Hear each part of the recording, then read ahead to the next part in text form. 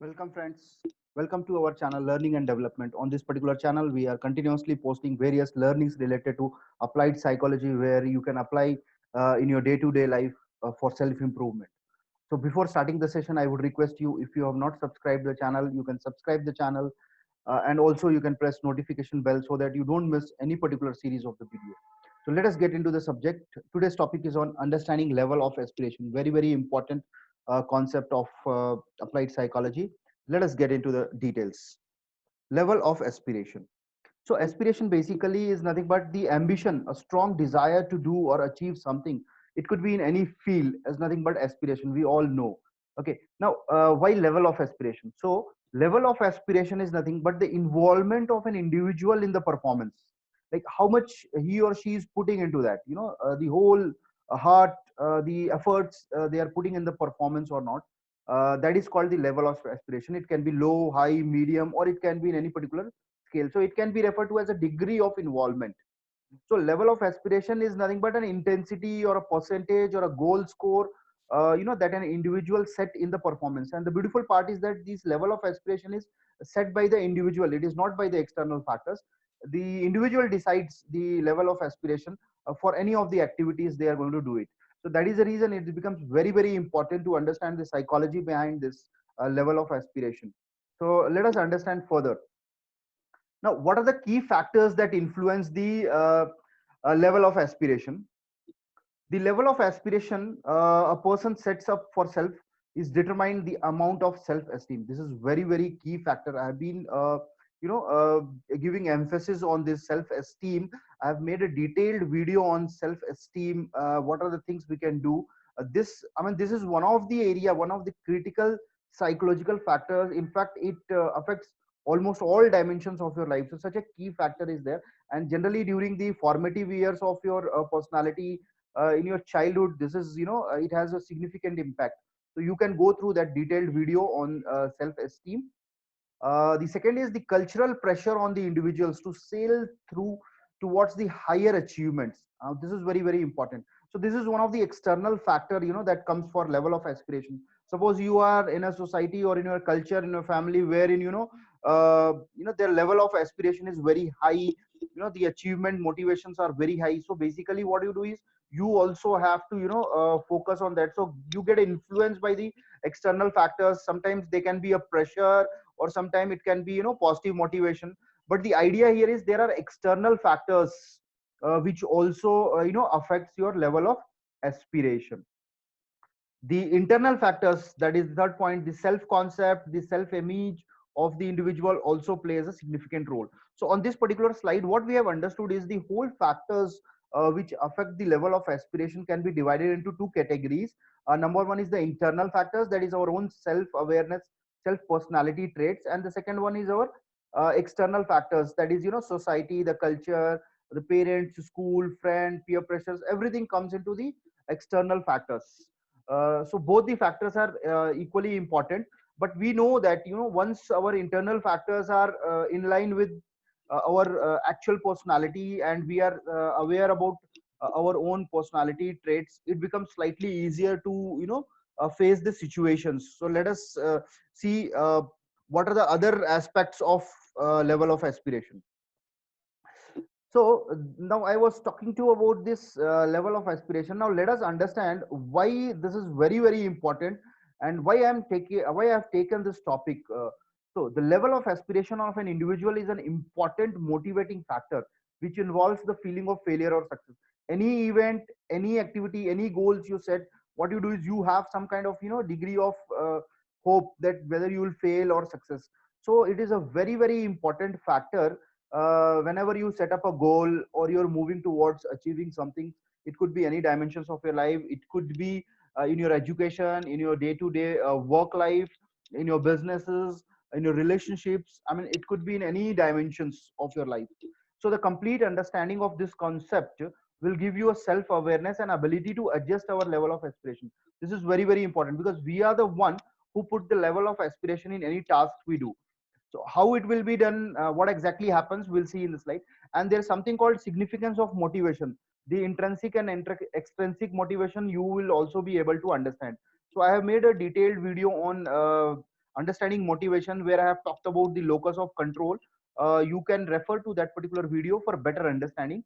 In this particular presentation, as we move on, we'll understand this particular third factor much better. Now, let us see what are the key influences of our level of aspirations. Now, these are basically steps how our level of aspiration is set. Now, to make you understand more, let us say that there is a scale called 0 to 10, and your level of aspiration is you are setting for 7 or 8. So you can, and you yourself can understand what is the probability of achieving those targets. Suppose you yourself is setting up a level of aspiration as 5, 4, or 3. I mean, so that is what I am trying to make you understand. Level of aspiration is the key factor in any activity which you do, and they are getting influenced by some of the factors which we are discussing.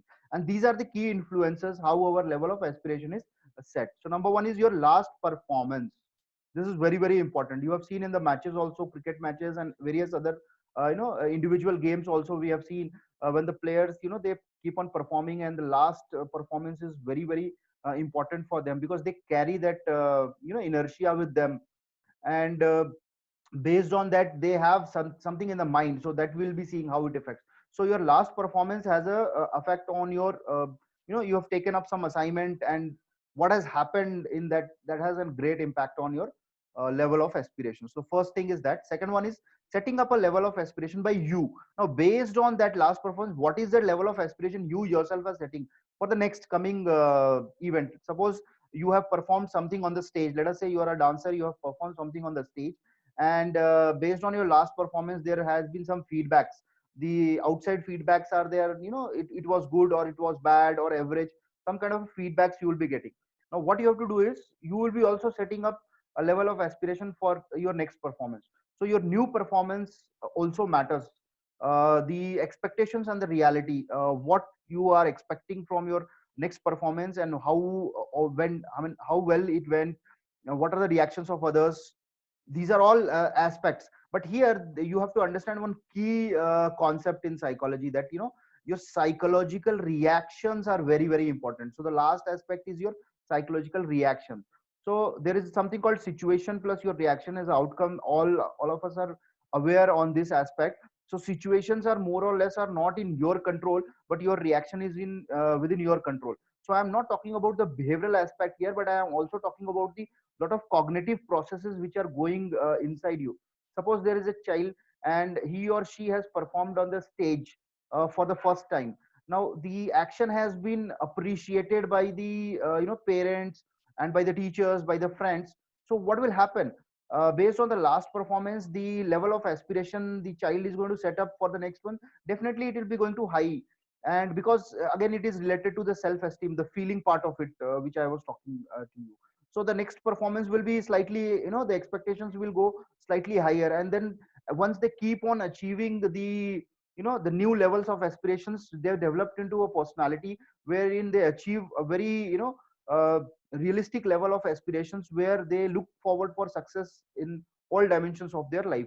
So your psychological reactions is very, very important. Like, the situations could be the others have liked your performance or not. It is your inner reaction is very important. So your inner reaction is nothing but your psychological reactions, like how you perceive that. If somebody has given you feedback, how you have taken that particular feedback. Have you taken that feedback in a negative manner or in a positive manner? So perception is also very, very a key concept in psychology, which you need to understand. I have made a detailed video on understanding perception. You can go through it, you will understand much better those aspects.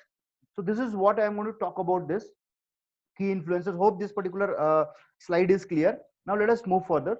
So there is something called GTS. This is more of technical aspect of, generally when we do counseling, and when we, this is one of the tools and the methodology we adopt for identifying the goal tenacity score. That is nothing but this indicates whether the person is realistic in fixing the goal or unrealistic. I mean, this is very interesting concept. Generally we set up unrealistic goals. What will happen, we land into again, if you set up a very unrealistic goals, the chances of your getting failure is highs. And what happens, once you keep on failing, your level of aspirations goes down. So the tendency of lowering your level of aspirations yourself will be low as you keep on failing the events. So it is always good, to have a realistic goals which are, slightly challenging. So when you have a target which is, let us say your level is at 5 and you are trying to achieve a target of 6 and you are able to achieve that, so the chances of you achieving that is more. So the level of aspiration for the next event could be 6 or 7. But if your level of aspiration, you are setting up for 8, but in realistic it is somewhere at the 5, so the chances are the gap is more. So what will happen is, it will be slightly tough for you to achieve. The chances of failures are more, and then if you fail quite often, there is a tendency that you are not able to bounce back, so then it becomes slightly difficult for you. So the parameters like the difference between your expectations and the actual performance is also considered during this. The level of aspiration is generally realistic. This is very, very important statement. Please listen carefully. The level of aspiration is generally realistic in those individuals who anticipate success and are able to tolerate failure. Very, very important aspect of the whole presentations. Now this is what you have to understand. If in your personality, if you are able to achieve this quality, I mean nothing like that, the level of aspiration is generally realistic in those individuals who anticipate success. Like always when you take up a task, you look forward that you will be successful. Now once if you are successful, you feel happy and set up the accordingly the other things. But in case if you fail or you are not able to achieve your desired results, then what? You are able to tolerate the failure, you are able to overcome the failure. So overcoming the failure is a very, very key factor for adjusting your level of aspirations. And generally the successful people have the tendency of managing their level of aspiration.